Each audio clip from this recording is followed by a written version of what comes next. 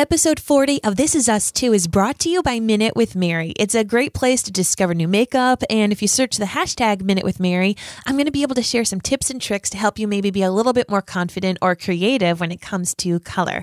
And listen, guys, I know the holiday season is coming, and if you feel like you would like a little extra spending money, I would love to work with you. We can talk about this. So shoot me a message, see what I do. Just search the hashtag Minute with Mary on Facebook. And if you would like to talk about possibly doing the business with me and joining my team, I'd love to chat. How'd it go at work today? I kicked that proposal's ass. That's what's up. How'd it go with you? It's complicated. Stuff's always complicated for me. What is? Just where I fit in. How I come off to certain people. It's either I'm trying too hard or I'm not trying hard enough. Can never get it right.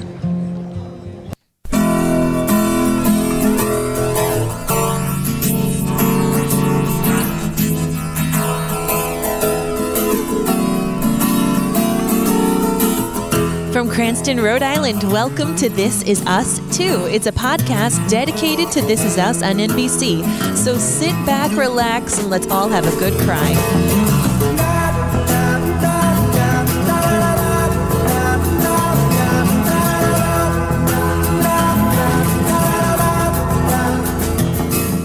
Hello and welcome. My name's Mary Larson. My name's Blake, and I'm firmly in the camp of saying that my writer crush continues. What? You know what? My writer crush for Kay Oyegun. Okay. Oh, yeah.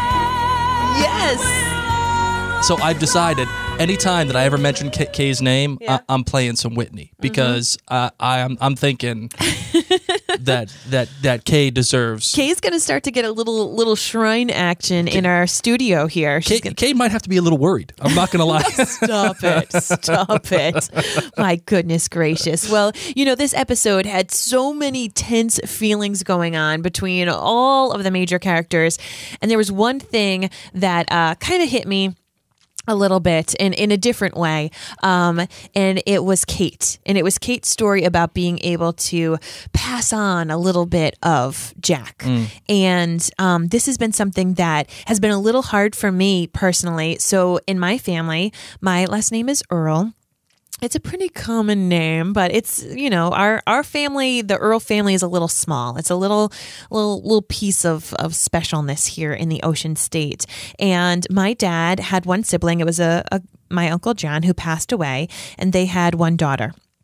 So they didn't have a son to pass down the name Earl. And I don't know what the future holds for my cousin, but as of now, she is not, you know, with anybody, doesn't seem to be on the track to having children. So I don't know what her scoop will be, if she will continue the Earl name or not. But my brother had two daughters. So he didn't really necessarily pass down the name Earl to a male. You know what I mean? And he has taken procedures to have no more children. So that is done. And then, of course, I changed my last name. I got married to Blake. And I know, especially this day and age, some women are keeping their maiden names. I kept it as a little piece of my name. I kept it as a second middle name. So I have two middle names. But there's been a huge part of me that has wanted to have a third child. Now, some of you who are listening are going, hold up, girl. You have postpartum depression. Blake had male postpartum depression. Y'all crazy because your kids are gremlins half the time. I know. No, I know. not half the time.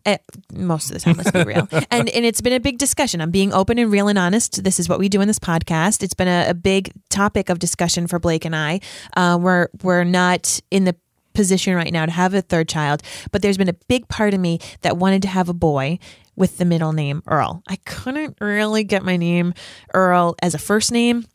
I don't really see that happening for a boy living in Rhode Island. Come on over here, Earl. But, you know, there's like this piece of me that wants to carry on a piece of my family, wants to carry on even something that, you know, I got from my dad. And so when Kate said that, it like hit me in the gut a little bit because I was like, man, I selfishly want another child, particularly a boy, to pass down something of my dad as well. Granted, it may be his physical traits, it may not, but like I wanted to do that little bit. And I don't know if that's in the future for us. It may not be. I mean, Lord knows when you go from 2 to 3, things get crazy. You need a different car. You can't go to Disney World easily. All these different things. I've heard it, guys. I know.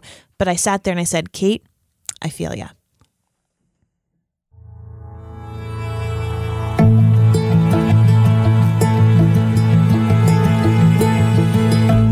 So let me ask you, if we had a boy named Earl, does it come out with a toupee and a cigar coming out of his mouth just immediately? Oh, see, I was seeing Earl as like redneck. Like I was seeing like, Earl, come on over here and milk that cow. I see him more like he's you see like the dapper Earl. No, I see him more like he's a bookie. Oh, really? I don't know why. Really? He's like a bookie over at like the Guys, you need to let us know on the This Is Us 2 group. Like he's sitting there, like, in a chair, smoking a cigar, drinking coffee. I've been seeing like some little kid totally with freckles, like he would totally be our kid with an overalls, and like one unbuttoned, going and being like, Ma, Dad, where's my cow, my chickens? Ma, Dad, where are my chickens? That's what I've been picturing. So that's why I've told myself if we ever did have a third and it was a boy, we couldn't name him Earl because he'd be like, in Cranston, Rhode Island, can we have chickens? How about we give him the overalls and we take him to the dog track and then we'll be fine. We're covered. All right, so before we get into this episode, what I wanted to do was actually set the record straight on a couple of things from last episode. If you noticed, and I did not notice, so I'm not taking credit for this, I have to give credit to the This Is Us Facebook page. Jack was actually wearing his green Florida t-shirt on his first date with green Rebecca. Florida t-shirt. Now, why is that one important? Because it's his lucky shirt. That's the one that he loves and the one that Rebecca hates. That's maybe why it's his lucky shirt. I know. Well, it was lucky because of the story that he told, but it's also lucky because because he had his first date with Rebecca. Well, that was not a lucky date. Let's be real. Well, no, I mean, see, I've heard a lot of people say that it was a horrible date. Do you think it was a horrible date? I don't think it was a horrible date, but I wouldn't say it was like it wasn't good. I mean, but on the flip side, it was the day he met her, so that was lucky. Okay. Franco Harris. A lot of confusion has been said about Franco Harris, okay? Franco Harris is a football player that was featured in the last episode. He's a real-life football player. He is not related to Deja. He is not related to anybody in the Pearson clan in any way. I think This Is Us took a chance by trying to humanize Franco Harris for the story to give it more of an effect and theme. They tried to show you that a person's life can be changed in one instant. And the theme of the Immaculate Reception, which Franco Harris caught, it was a pass thrown by Terry Bradshaw. It hit some guy's, the opposing defender, Raiders' foot. Franco Harris caught the ball. It changed everybody's lives. It solidified the Steelers as like the greatest team of the 70s.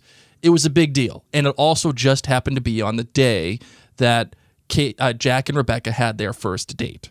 So Franco Harris is not related to Deja or the Pearsons or anybody. We know. Well, no, but there's been a lot of chatter about this, and people didn't understand why Franco Harris was in there. I didn't. I know you didn't, and like that's the thing. They took a chance. They took a chance saying like, let's see if we can get deep. And in my opinion, there's already too many people in this show. Okay, calm down. I think they confused a lot of people. I think if you really, really pay attention to the show, you're a nerd about it, like I am, or you are. I think people understood it and they were like, okay, it's just a theme thing. But for those who are kind of watching it a little bit, more casually, they're like, all right, who's this dude? Like, why? How is he in this family? Like, it's a whole thing. So I just wanted to say Franco Harris is a real football player who played on the Steelers, who was the recipient of the Immaculate Reception in the 70s, which just happened to be on the first date of Jack and Rebecca. And speaking of that, the funny thing I realized on my second watch of this episode was that Jack never saw the Immaculate Reception because he was too busy on his date with Rebecca. So throughout the entire date, people are saying, "Hey, did you see the end? did you see the end? Oh my God. And he's like, yeah, man, that's crazy. That's like you. Yeah. When we go traveling and if Blake's just too busy and he'll look on his phone and he'll see like, oh, okay, this is what the baseball players did. And you'll just start shooting the, you know what, in the elevators of people. Oh yeah, you see that? You see that? And I'm like, you didn't see it. I've been with you all day by the pool. You didn't see it. So for the very fact that when the guy at the ticket booth says, hey, did you see the end? And she's like, what end? What game? And when Jack says, yeah, she's not human. I thought that was very funny, but he didn't see the end either. And he was just giving everybody the business, giving them a little bit of a line. So I wanted to get all those things out of the way. So the title for this episode was A Philadelphia Story, which was where it's a story about Randall's beginning, it seems like. It also seems like a story about William and the community center and all. It's a Philadelphia story. The director was Chris Koch, who directed 3 Sentences, The Most Disappointed Man, and The Fifth Wheel. And the writer...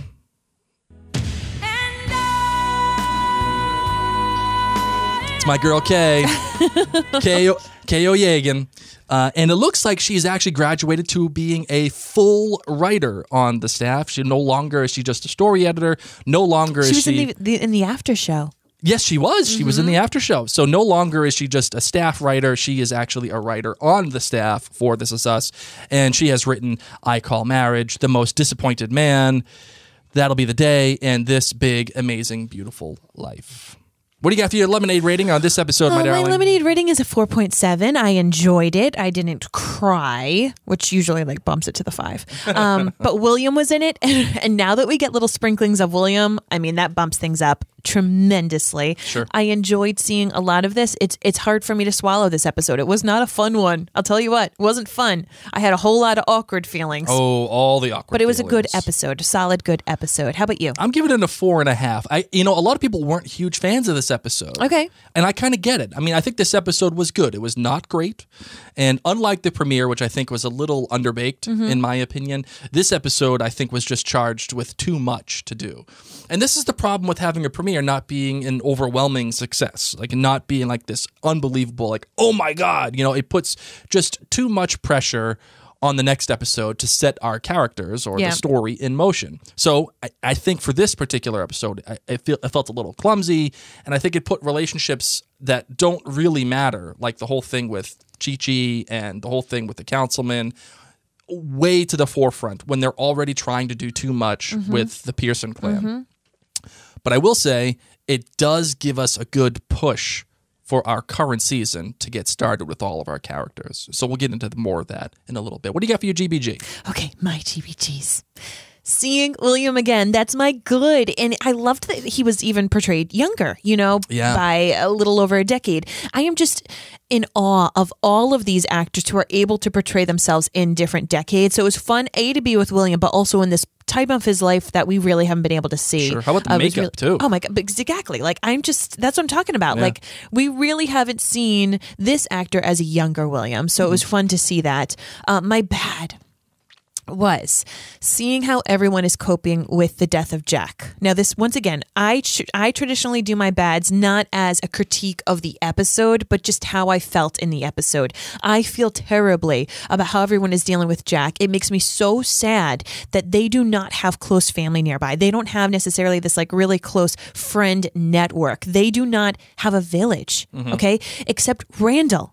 Randall has his village of his friends and of the family. You see, he goes for that dinner and everybody's dancing and having a good old time. He has a village of people outside where he can go and have fun. But we don't see that for Kate. We don't see a friend group for young Kate. We don't see a friend group for young Kevin. We don't see that for Rebecca. Rebecca isn't close with her mother. Rebecca doesn't have people coming over saying, oh, you're moving? Let me take the teens out. You're looking for houses? How about I come over and I bring over some casseroles? I'm not seeing that. And it's breaking my heart for the Pearsons that they don't have their village. Right. My great, however, was Jack's presence in this episode, particularly through Randall. So Randall, with the whole thing with Kate saying, I want to pass down a piece of Jack.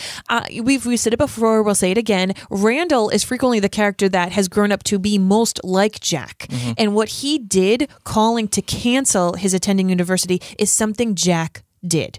Jack Right. put his family above himself. So it really seemed like un-Randall-like at first. Like, wow, really? Randall's going to give up on his goal of this university? But Randall is the one holding it down for the family and saying, I'm going to put their emotional well-being before mine. And you can see that, just in so many terms of how he handles his family, how he's always just trying to make the world a better place, just changing that light bulb, these little things that is so much like Jack. So I'm happy that we got Jack's voice interwoven, but really we were able to see a lot of aspects of Jack in Randall. And that's why that hurt Randall so much at the end when he had heard that Kate said that, she wanted to pass down a little bit of Jack. Right. So how about you? What was your GBG? Well, before I give my GBG, I actually wanted to say, because I forgot my notes here, A Philadelphia Story could be a reference to the film The Philadelphia Story, by the way. It took place in... I don't know what that is. It came out in 1940. It's with Jimmy Stewart and Audrey Hepburn and the whole thing. Okay. So I'm not going to nerd out about the whole thing, but it could be a reference to that old film. So which is actually kind of cool. Okay, my good.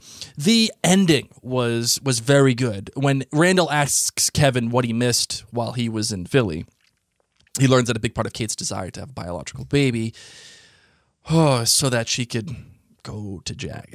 That can all be a part of Jack. And I think the fact that Kevin doesn't want to have kids is plainly said, which is great. And because he doesn't want to have kids, and because, she is the only real true Pearson bloodline that wants to have children, it brings up this great conversation about Randall. Who is Randall? Is he really a Pearson? Is it this real nature thing versus nurture? And it's setting up this fantastic confrontation between Randall and Kate. And I think not the rest of the Pearsons, but specifically Randall and Kate. Something that we really haven't seen quite yet.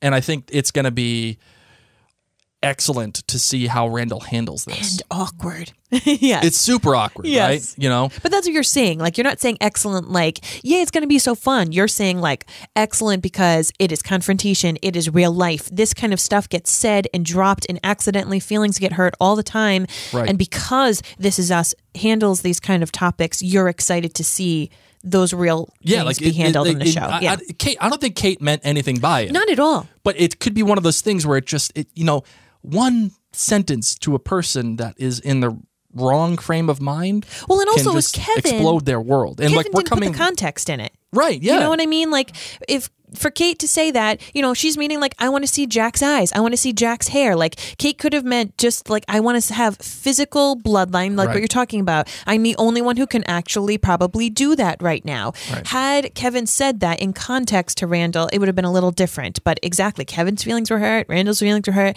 It's going to be a whole lot of awkward. Right. And that this is what happens in families. Yeah. People say things without the full context. People's feelings get hurt without really being able to digest, oh, this is what Kate meant. Yep. So my bad was, as much as I was excited to see Rob Morgan, who was the councilman, Councilman Brown, and he was in Daredevil and everything. I thought his story and how it was handled, I felt that it was, I'm sorry, Kay, I felt that it was a little heavy-handed and really not wholly necessary for the nature of what I think Kay was trying to accomplish, which was, I think she's trying to tell a story about Randall, and I don't think Rob Morgan was necessary. And the same thing kind of goes with William, too, a little bit here. I felt like William's story is, as happy as I was to see William, I felt like it was a little not disjointed, disconnected from everything else. I completely disagree. Okay, that's fine. Because I liked that the baby is the girl that Randall helps Deja connect with. I thought that was neat. Right. Well, I mean, I know. I think it's neat. I think it is cool. I think there's some loose connections there, but I just feel like there was too much that this episode tried to do. It tried to tell the story of William. It tried to tell Councilman Brown. It tried to tell all the stuff with the IVF. It tried to tell all the stuff with Kevin, and then all the stuff with Randall. It was like so much, and I had my head spinning really. And I feel like if they just stuck with Randall and they tried to tell the story that they wanted to tell, it would have been a much better episode. But my great was absolutely the use of Jack in this episode. Yes, just like you, my darling. Yes. Jack in this episode was freaking awesome. I mean, both in terms of Rebecca interacting with his voice in the flashback and in visually with Kevin and in his dream.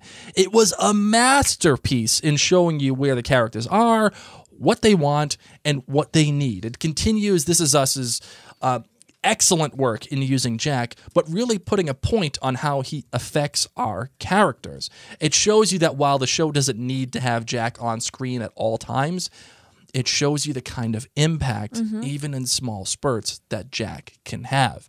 And having Rebecca interact with his voice and then contextualizing it later on in that episode, it was freaking awesome. And it was one of the more creative things that This Is Us has done. Because it shows you who, the kind of state of mind that she's in when she gets the coffee cup and all that other stuff. It's the state of mind that Rebecca is in. She still looks at Jack as he's a participating member of the family. That was excellent, and I hope that during this timeline we get more. We get more of Rebecca interacting with Ghost Jack. Yes, that's what yes. I want. I desperately want that.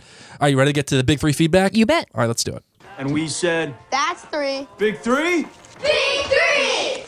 All right, Candy Heart Sock says 3.5 lemonades. The good was she loved the William flashback and the friendship with Chi-Chi and her daughter and seeing them with Randall and Deja in the future and everything. The bad was Toby and his meds. Of course, this will not end well. And Rebecca jumping all over Kate about the IVF and mentioning her weight again instead of just telling her in the beginning that she is scared of losing her. Right. And the great Rebecca giving her hormone shot. Of course, it's her way of showing her support. And Kevin telling Randall that Kate thinks that she's the only one who can carry on Dad's legacy. Wow, that's some big stuff. The look on his face was heartbreaking. She cannot wait for next week. Ellie gives this episode 4 lemonades. It was a good episode. I liked that Rebecca voiced her opinion on Kate and Toby's situation. She also showed her support by giving Kate her IVF treatment. I think it was really insensitive for Kate to say that she was the only one who can carry on a little bit of Papa Jack. It was more awful for Kevin than to repeat it to Randall. I think no matter how kids come into a family, they are special, and each child has a part of their parents with them, whether biologically or adopted. They can carry them within their heart. Oh, and Heather Gonzalez says 4.2 lemonades feels like a good foundation for season 3. Agree, Heather. The good was Rebecca being on autopilot, setting out 2 coffee cups and then realizing that Jack wasn't there to drink Reminded me of Dr. K. Right, 100%. And she felt like when she gave the coffee to Randall, it was almost like a passing of the baton. The bad was watching Randall struggle with his friend's parents happily dancing in the living room, and later on that night making a decision to call Howard to decline his acceptance. And the great was Ron Cephas Jones. She loves seeing William, and she's really curious to see how they incorporate his storyline and all the people that he touched into the development of Randall's character. So, I think this episode is a good episode, and I think what it does is it sets up all of the characters for what they are. The chessboard is set, and this Yes. was episode 2, so you can't come out of the gates, killing people, making people cry, all these things. You just can't. You need to properly set up the chessboard. So now we're able to start seeing, we've got this Kevin Zoe thing we need to be concerned about. Right. Randall's got a lot of personal stuff going on. And then Randall Kate. All right. And then we've got the IVF situation. Toby, all of the pieces are being set. So I agree with you. Was this a horses episode? No. Probably not. No. It was a ponies, but the ponies, This was a pony. This is the practicing the laps, getting ready for the Kentucky Derby. Okay, they're getting ready. They're lined up. Right. So when it comes to this episode, I feel like I said, it had to set everybody up, and I think what it comes down to and why I liked it, I think more than most, is because of wants and needs. Right. So whenever you're writing drama, a character has wants and a character has needs. And wants are usually something that is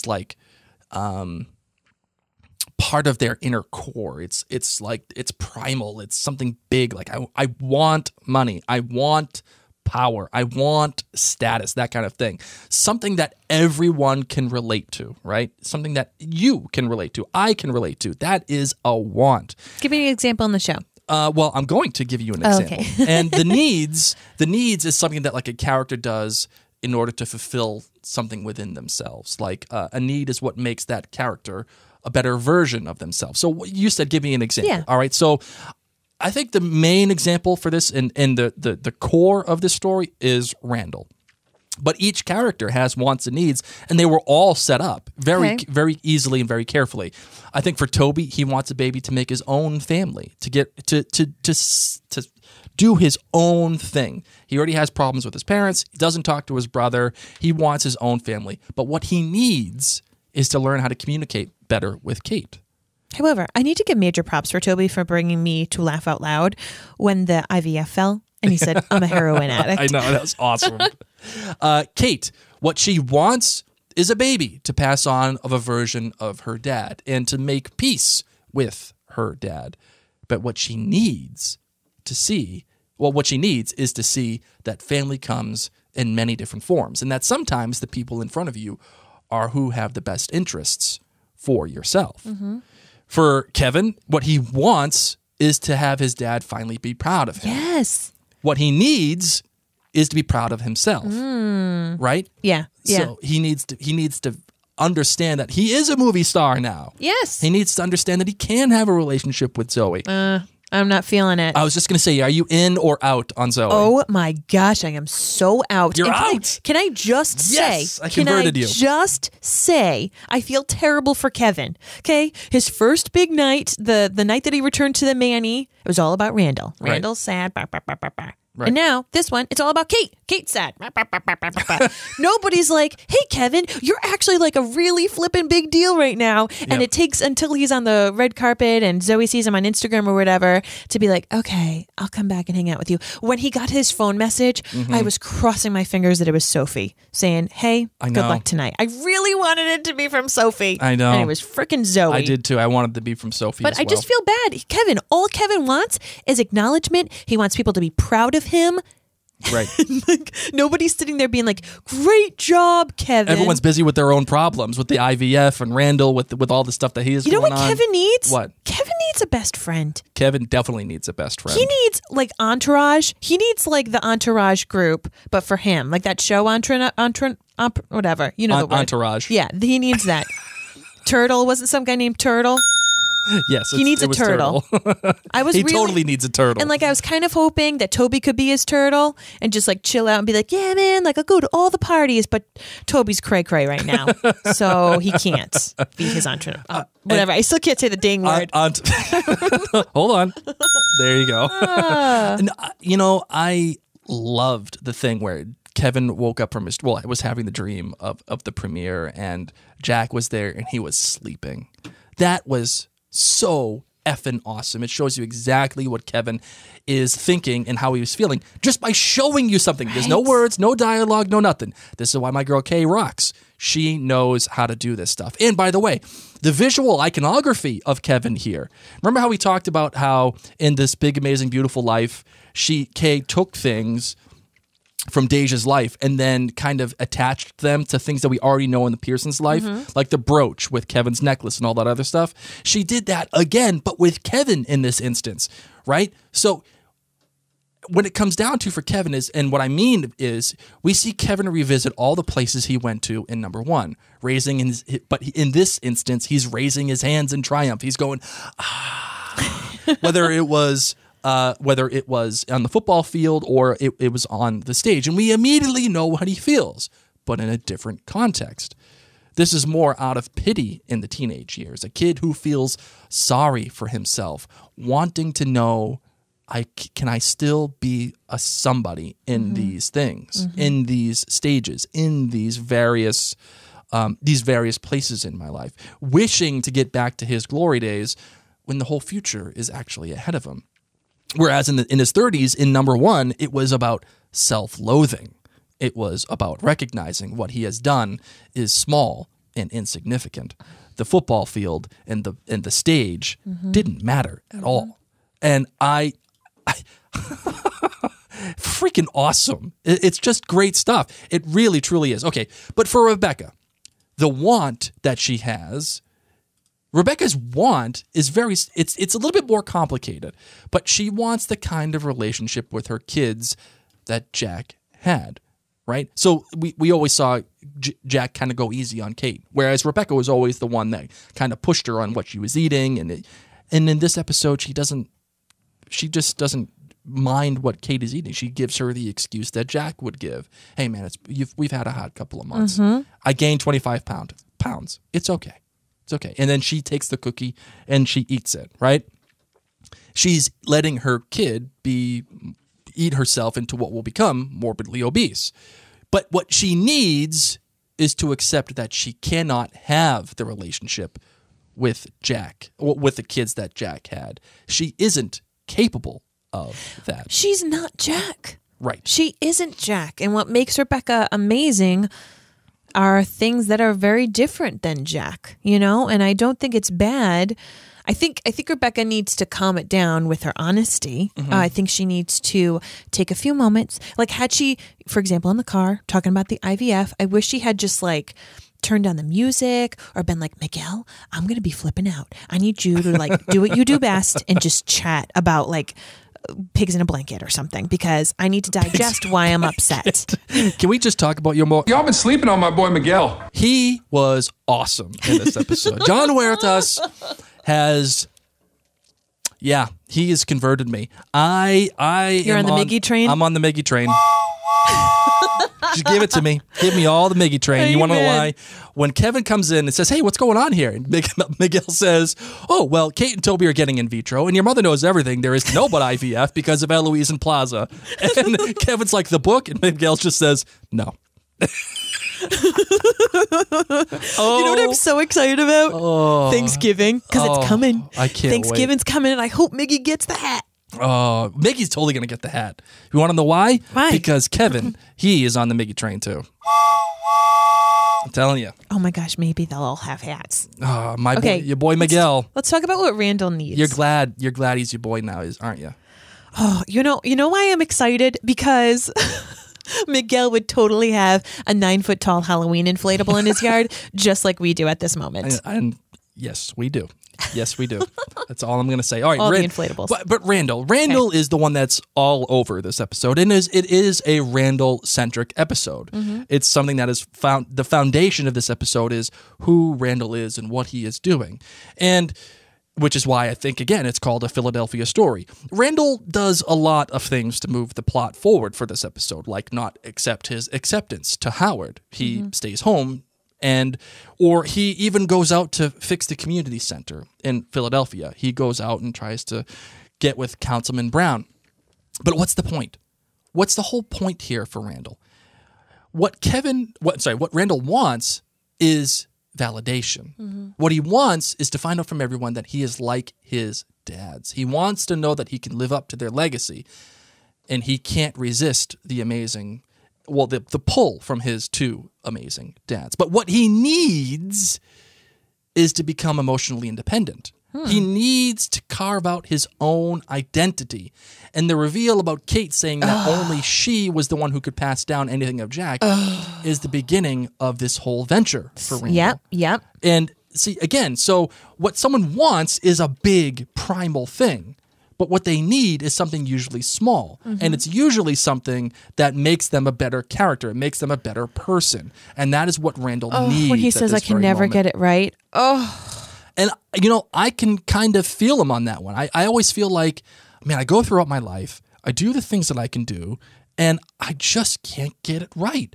One way I'm doing something else, and it works. But then in my family life, it doesn't work. But if I do something for my family life, it doesn't work in my work life. It's like, what the hell can I do here?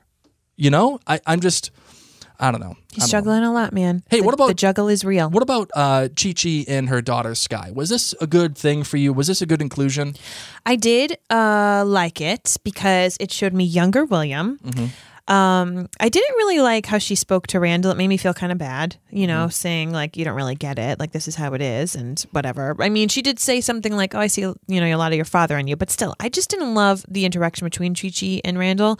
What I was happy more about is that Randall was able to find a new group of girlfriends for Deja. Right. I'm a huge believer in villages and community, if you guys haven't picked that up by now in this episode. And Deja's missing that. She's missing that for her peers. She doesn't want to be part of the Taylor Swift group, okay? Yep. She doesn't want to be part of the Milk Lovers group. She just wants to dance. And so Randall said, awesome. Start your own. She wasn't down with it. So he found some girls who were doing step. And so really, I was happy about that. I'm happy that there's a community. I don't know how I feel about Chi-Chi. I'm glad she went to Randall's to William's party, but aside from that, I don't really know. So Kate's been getting a lot of hate lately. I mean, between people are blaming her for the fact that Toby's not taking his pills. Kate's being pouty at the party. People are blaming Kate. Yeah, they're saying like, oh, she's forcing him to not take his pills because she wants. She's like not conversing with him about this whole situation, and he is like. They feel like that she's putting him in the position where he feels like he has to do it. It's not saying like Kate is saying, don't take your pills, but more like Kate is putting him in the position of not wanting to take his pills and not talking enough with him about it. Kate was being pouty at the party last episode. Again, she's not consulting Toby on the IVF, and she's not being open to adoption, despite the fact that her brother was adopted. And then the whole thing where she's the only one who can pass down her father's traits, yada yada. Are you in or out on Kate hate? I'm on the fence. You're on the fence. How so? I think Kate still needs to be in therapy, all right? Mm-hmm. I think Kate needs a friend.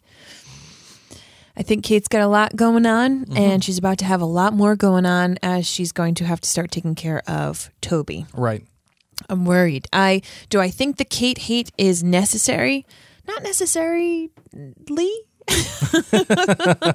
I find it I find it a little short-sighted for all the Kate hate lately. Agreed. Like, I think everybody goes through really rough times in their lives. Right. Especially when you're really delving into some hard core guilt or hurt or pain, and it takes a year, a couple of years, several years to really get rid of it and work your way through it, I should say. I'm sorry, go ahead. Yeah, no, so I think that Kate is now working through it. She is working towards getting healthier. She is working through her pain and her grief with her dad. She is working on finding joy and creating a new life for herself. And she also has grief of her miscarriage. So I don't necessarily think that Kate's a bad person. I don't think that Kate is I don't think that what she's going through, I would be shocked if she was happy. I would be shocked if she didn't have these moments. Right. So, but what I feel bad about is that she doesn't have a friend. I would agree. I mean, she has Madison, which is good. And Madison obviously is becoming a larger part of her life. But, and I think there's an argument to be made that Kate's being a little selfish. I think there's an argument to be made that she needs to communicate more with Toby.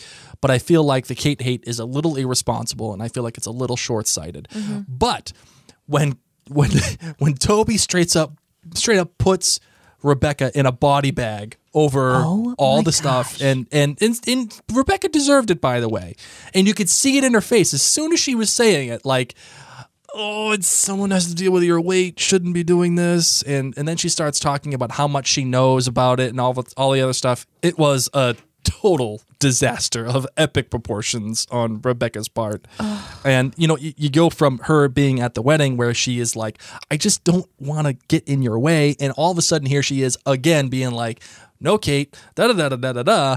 I know all this because my friend did this with her daughter, and she had 2 kids, and Eloise and Plaza, the 2 weird names, all that other stuff. Oh, man. But I do kind of like how the writers have made Kate the WWE bad guy here a little bit. They've made her like the heel a little bit. And it's not to say that Kate is she's not a villain. And certainly not a villain, but she is a little bit of an antagonist here in season 3 so far. And I think that's the right move. Because I think we've all fallen in love with the big 3.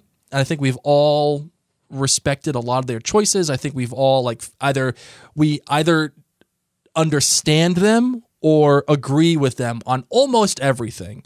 And having this kind of, again, WWE heel, like Sergeant Slaughter type feel to it, where it's not bad, but it's just not wholly on board with everybody else. I feel like that's the right choice. Okay.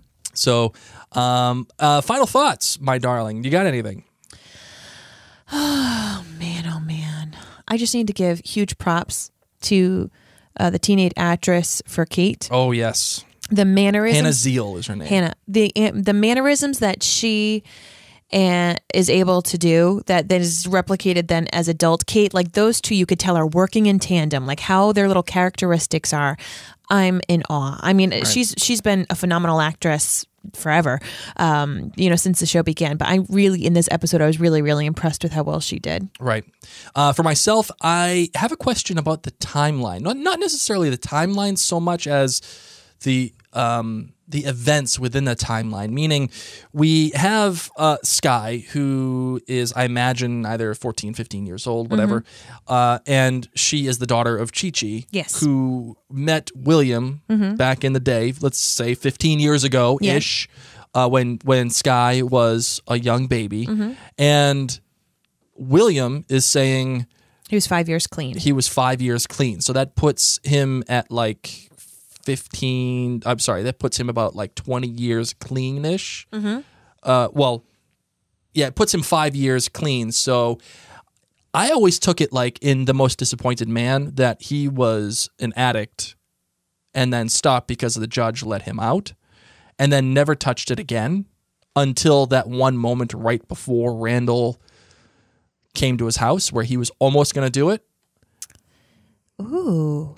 So, I mean, the timeline may work, but I don't think that it does. I feel like there's some difference here. So, it's not to say that it's wrong or it's a plot hole or whatever. I just feel like I'm not sure if Randall was clean the entire time. William was clean the entire time. Do you know what I mean? Yes. So you don't know if he dabbled. I don't know if he dabbled or whatever, like in between meeting Chi-Chi and you're being released. You're right. They made it such a strong point at the being released that it made it feel like he never did it again after the judge told him, I want you to see my face. Right. You're right. Okay. So that's just how I feel about it. But other than that, this episode I do feel like is good, and I think if you don't like this episode, that's and okay. And the reason is because of the two different actors. That's the reason that's a big deal. That's a big deal too. All right, I understand. If you don't like this episode, go back and watch it again with the lens of wants and needs and how it sets up. Because again, every episode is there for a purpose. Every episode is in line with where it needs to be. And I think that purpose is to set up the rest of the season. It may not be the most compelling stuff that you've ever seen in your life, but I think it's good at what it needs to do. My darling, do you have a hot take of the week? Not really. You don't have a hot take? Not really. Oh, well, you know what? Not this week. As always,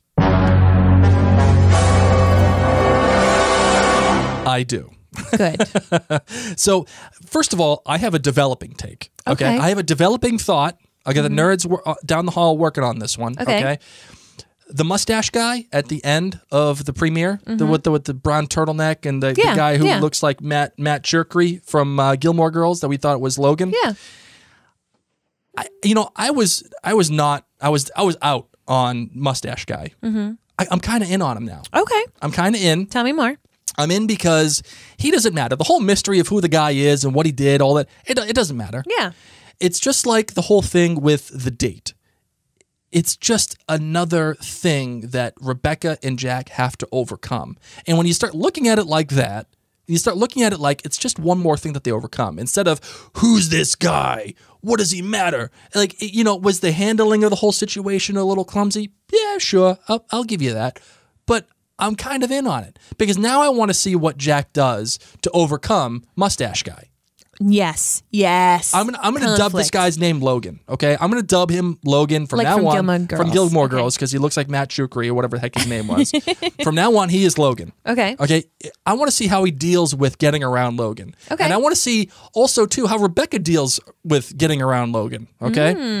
So that's that. But my real hot take of the week is that there's something beautiful about Kevin needing his dad's approval and how that is Agreed. a thematic thing that has gone on, obviously through this episode, but really throughout the whole run of This Is Us. And it's culminated, truly, I think, in two ways. In number one, when Kevin is seeing his dad give the speech that the coach was actually giving, and then also Kevin seeing his dad asleep in his dreams at his premiere. At the premiere. Just the visual of that, of how what that means. I mean, I don't need to explain it to you, the listener. I don't need to explain it to you, Yep. my darling wife. It just, the visual of that is striking, right? And I feel like the only thing that can solve that whole idea of needing dad's approval, That hole in him, because he'll never get it because his dad is dead. right? And I think the only thing that can solve that, and speaking from experience here, because I have lots of daddy issues. I have All the copays. I need every single copay there ever was for all the therapists. I've been well over therapized over my dad. My experience is having a son of your own, and so you think Kevin needs a son? I think Kevin's having a baby, and something tells me it's going to be Sophie. But this is like long far away. No, I'm thinking it's going to be You relatively. think Sophie's soon. already pregnant I with think Kevin's Sophie babies? is prego. Ooh. Totally prego. Ooh. Or and this that's more of a developing take too. I'm going back and forth between she and Zoe.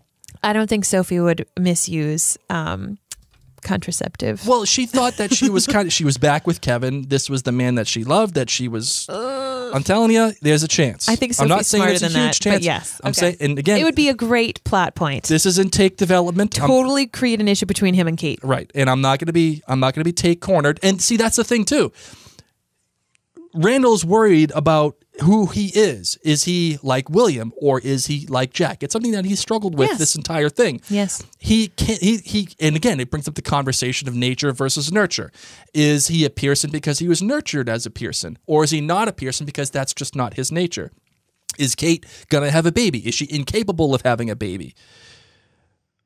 And wouldn't be something, because Kevin is sitting there saying, dude, having kids, misery. And then Randall's kind of wanted a boy. I mean, he's hinted at Right. it. And all of a sudden now Kevin has a boy.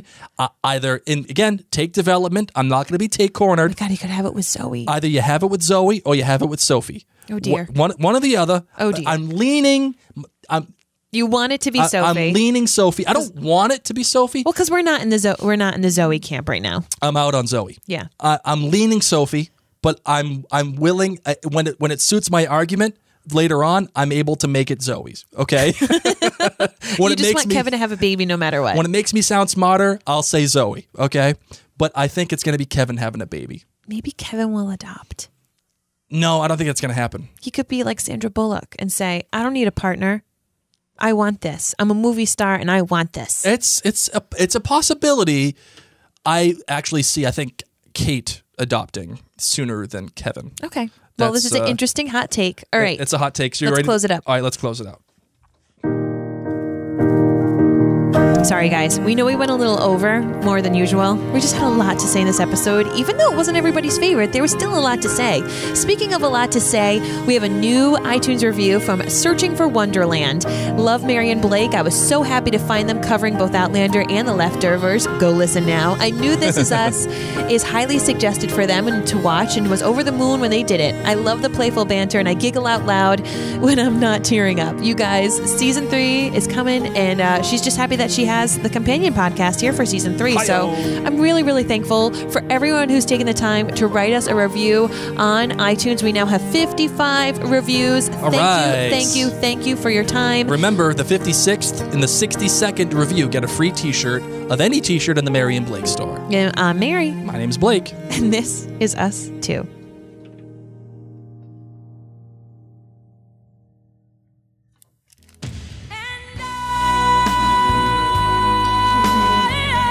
That's for you, Kay. That's my girl.